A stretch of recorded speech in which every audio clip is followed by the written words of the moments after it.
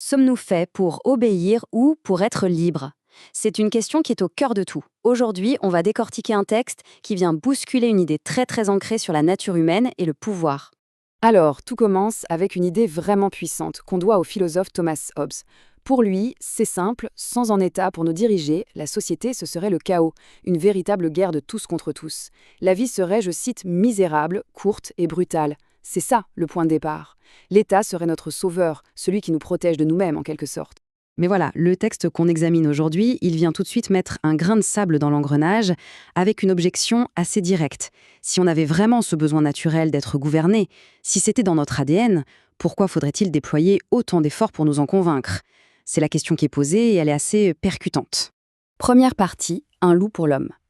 Pour vraiment saisir la portée de cette objection, on va d'abord revenir sur cette fameuse idée de Hobbes. La métaphore, elle est connue. L'homme, si on le laisse faire, serait un prédateur pour son prochain. Dans cette vision des choses, la soumission n'est pas vraiment une perte, c'est un calcul, un échange. On abandonne un peu de liberté, d'accord, mais en retour, on gagne de la sécurité. L'État, c'est le berger qui protège le troupeau, des loups qui sont en fait les membres du troupeau eux-mêmes. Et c'est là que le texte met le doigt sur une faille logique qui semble assez évidente.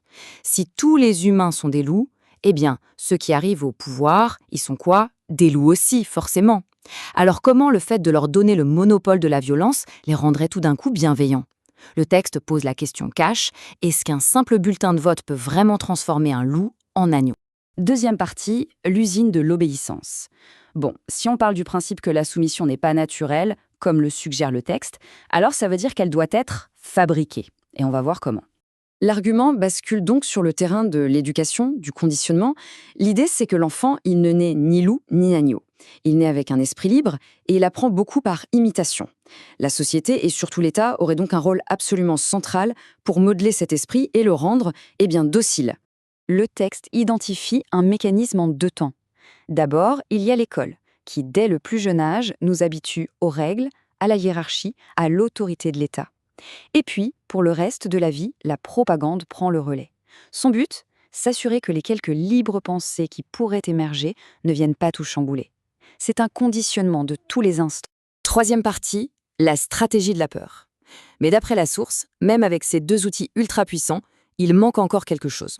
Quelque chose de bien plus fondamental. On pourrait se dire que la machine est déjà bien rodée avec l'école et la propagande, mais le texte nous dit non, ça ne suffit pas. Il manque un ingrédient final, le plus puissant de tous, pour que le moteur ne cale jamais. Alors, c'est quoi cette arme ultime?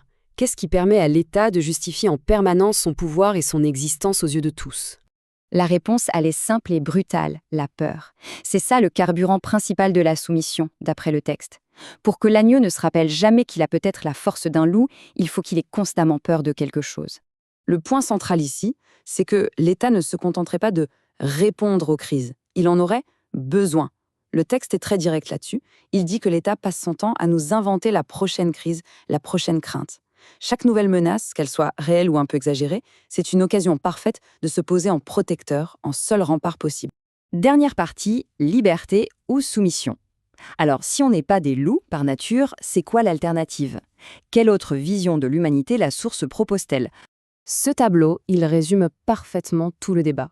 D'un côté, on a la vision d'une humanité de prédateur qui a besoin d'un maître pour ne pas s'auto-détruire.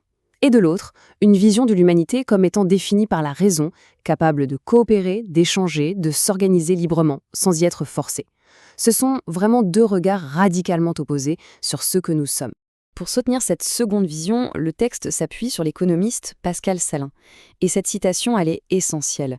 Elle dit que nos actions ne sont pas juste des pulsions, des instants. Non, elles viennent de la pensée, de la réflexion. Et c'est cette capacité à raisonner, bien plus que la soumission, qui serait le véritable fondement d'une société libre. On revient à notre image du début, mais maintenant on la regarde différemment. La question de départ refait surface. Si on était né pour obéir, pourquoi un tel acharnement pour nous y forcer? Et si au fond, comme cette image le suggère, la nature elle-même était bien plus basée sur la coopération que la théorie de Hobbes ne le laisse penser? Finalement, toute cette analyse nous laisse avec cette dernière interrogation. L'argument qui est développé ici, c'est que le besoin d'un État surpuissant n'est pas une évidence, mais une construction. Une construction qui s'appuierait sur une vision très pessimiste de l'être humain et qui, pour tenir debout, aurait besoin de nous conditionner et de nous faire peur. La question finale reste donc entière.